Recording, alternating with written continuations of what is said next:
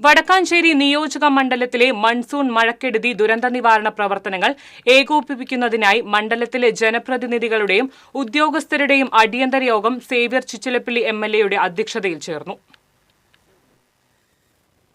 മഴക്കാലത്തിന് മുൻപായി വിവിധ വകുപ്പുകൾ നടത്തിയ പ്രവർത്തനങ്ങളുടെ അവലോകനവും മഴക്കെടുതി കുറയ്ക്കുന്നതിന് ആവശ്യമായ പ്രവർത്തനങ്ങളും യോഗം ചർച്ച ചെയ്തു. അടിയന്തരമായി നടത്തേണ്ട പ്രവർത്തനങ്ങൾ സമയബന്ധിതമായി പൂർത്തീകരിക്കാൻ വകുപ്പുകൾക്ക് എംഎൽഎ നിർദ്ദേശം നൽകി. 2018 പ്രളയത്തിൽ കുറാഞ്ചേരി മണ്ണിടിച്ചിലുണ്ടായ സ്ഥലത്ത് നിലവിൽ അപകടകരമായ രീതിയിൽ നിൽക്കുന്ന മരങ്ങൾ മുറിച്ചുമാറ്റുന്നതിന് വനം വകുപ്പിനോട് നിർദ്ദേശിച്ചു.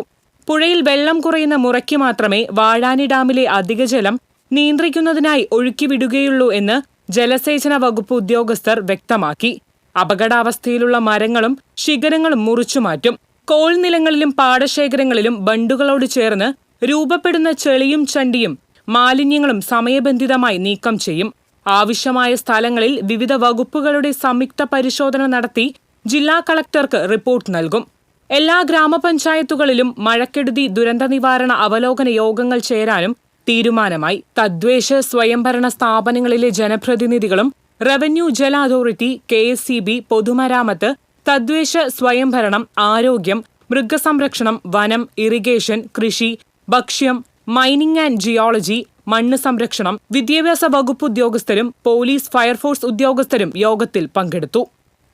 TCV news, Vadakkanchery.